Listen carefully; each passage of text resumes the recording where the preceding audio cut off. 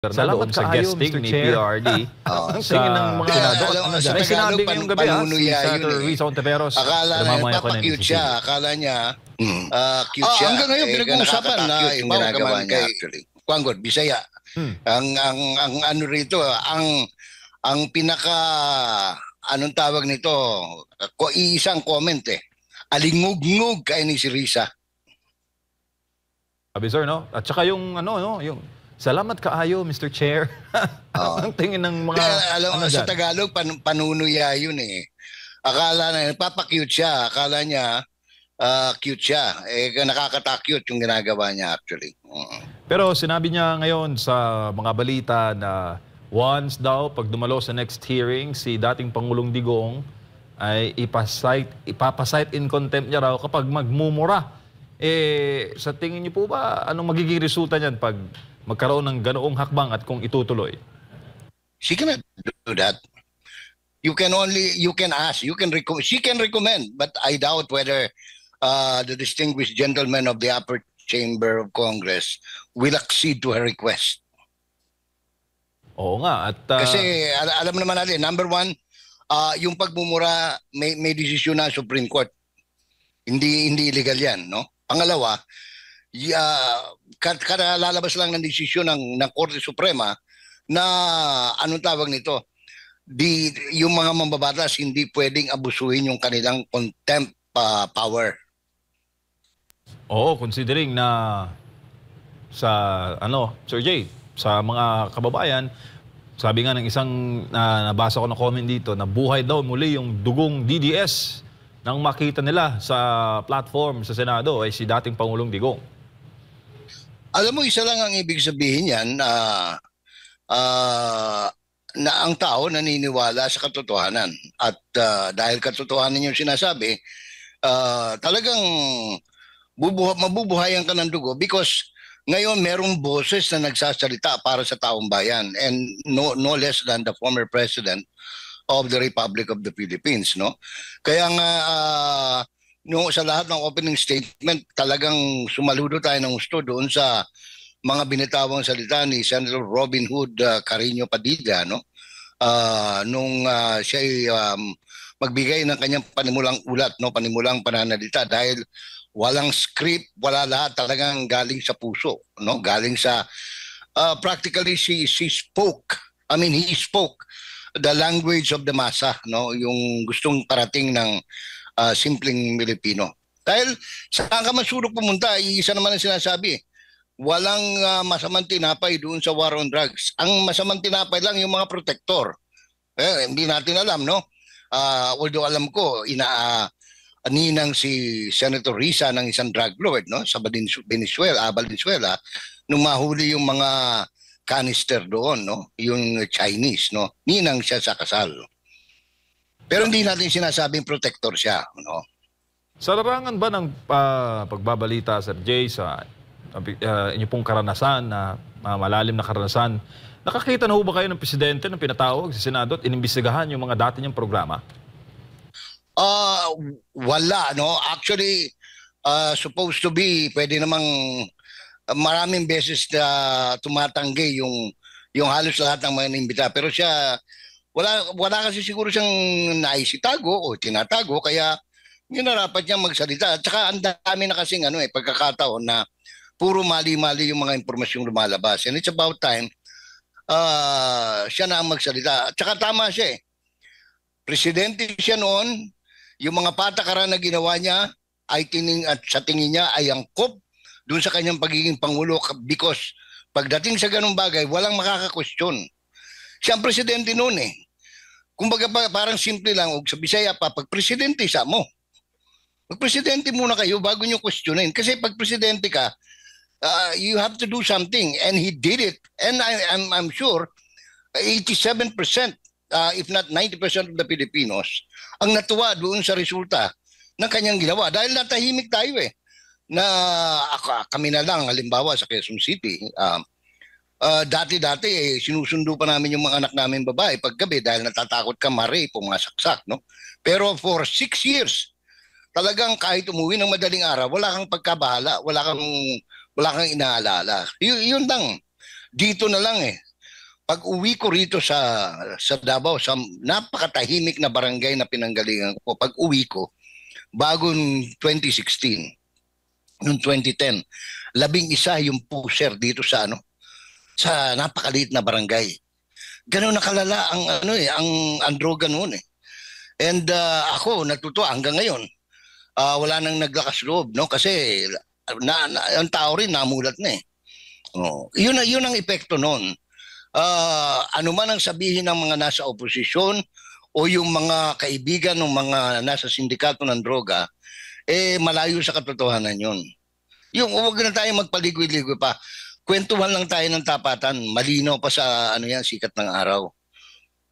Considering na may mga bit-bit din ng mga kandidato ang slate ni dating Pangulong Duterte, may epekto ba yon, Sir Jay, sa ratings ng mga allied candidates ng dating Pangulo? Kung paniniwalaan mong Okta research, walang epekto yan. No? Kasi nagpalabas yung Okta di ba? 66%, 67% yung presidente, yung speaker 61%, si Sara Dumausdos. Ang problema lang, walang gustong maniwala doon. Paano maniniwala? Number one, bumitaw ang UP. Dati ang taas ng respeto natin diyan sa Okta, UP Okta nung araw eh. Yung talagang very credible. Pero nung binili nung isang Crocs, yung Okta, nawala na siya ng nawala ng independence, nawala ng credibility. So yun ang problema nila actually. Meron pa silang isang survey group na ginagamit. Ang problema kasi kahit anong gawin mong sugar coating o magpabalot, lalabas at lalabas yung totoo eh. So, ngayon kung naniniwala sila, kaya nga doon sa isang post ko, sinabi ko, please naman, paniwalaan nyo na sila. Kawawa naman, walang naniniwala eh. Pero, the reality is, if you are on the ground, ang laking impact nung paglabas ng dating Pangulo, bagamat alam natin, may edad na siya, nakakalimutan na niya paminsan-minsan yung totoong edad niya dahil pala biro yan eh. Kasi sabi niya, ginawa pang issue yun eh. Bakit daw 73 yung sinabi niya 79 na siya. Alam mo, yan ang sinasabi natin sa 6 years na yung media na kumover sa kanya. They have never learned to appreciate or to understand the Visayan humor and hyperbole. Diba? Kanang mga pasumbingay ba, huwag ka ng istorya, bitang but-but. Sa Bisaya pa, kanang bugal-bugal, bitang istorya.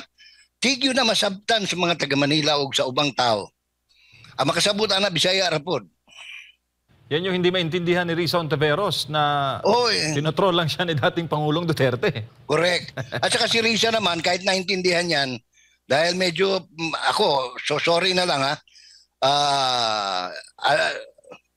I don't know kung anong IQ meron si Senator Ontiveros dahil alam mo, pag senador ka tapos meron kang allowance na 3 million buwan-buwan for legislative research, bubot kalahati ka na talaga pag hindi mo naintindihan yan. Diba? Kung meron kang 3 million a month for research and you still don't understand the psyche of the former president, then you are stupendously idiot, diba? Opo, Sir Jay, magandang gabi. Dito po sa naging mga pahayag na sa Senado, needed pa ba na lumitaw siya doon sa Kamara at may tuturing mo ba na case closed na itong mga ipinupukol? Sa kanya kasi ipinupukol palagi eh. Alam mo, hindi hinto yung mga yan kasi iba naman ang objective nila. Their objective is never for legislative purposes. Kasi tingnan mo, yung quadruple committee o kung quadcom, ang dami nang tawag dyan, may wadcom to wadcom, no?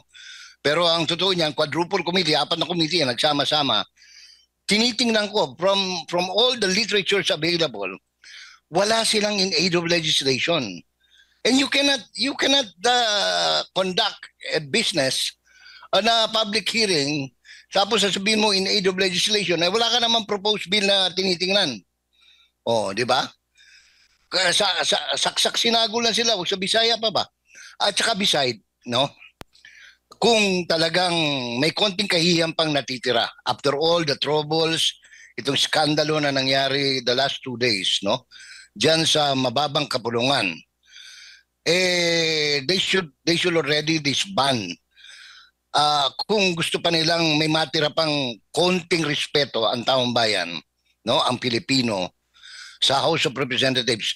Because ako sa tingin ko, if they continue to do that, this will be the worst and the most, anong tawag to, nakakahiyang kongreso. Alam mo ako, 5 years old pa lang sinasama na ako ng tatay ko doon sa old yung ano ngayon, yung executive house diyan sa may Manila, yung dating kongreso. Talagang pag nakinig ka sa mga congressman noon, tsaka mga senador, talagang kapita-pitagan, respeto. Sa ngayon, wala. Pasensya na po, pero ako bilang magiging tapat ako, wala pong respetong natitira ngayon sa akin, sa mga mambabatas. Ang dami kong kaibigan dyan, no? Marami pa akong inaanak sa kasal, pero sayang sinasayang lang pagkakataon. Ngayon, kung gusto na makabawi, tapusin na nila yan. Dahil wala naman talaga silang nabisto na lahat yung kalokohan nila. Lahat na lang, no? Saan ka na makakakita? Anong in aid of legislative? Alimbawa na lang, para hindi nila sabihin, parang paano mo sasabihin may katuturan yung Saan ka nakakita? Isang chairman ng committee tatanungin, boyfriend mo ba si Wesley? Para bang, bakit? Meron ka bang panukalang batas para sabihin na pinagbabawal ang pagkakaroon ng boyfriend ng pangalan ng Wesley? Wala naman di ba? Ang dami dyan Ngayon, kung gusto nila talaga maging tapat, palitan nila, ang imbestigahan nila lahat ng flood control project na ngayon, pati litrato lumalabas, walang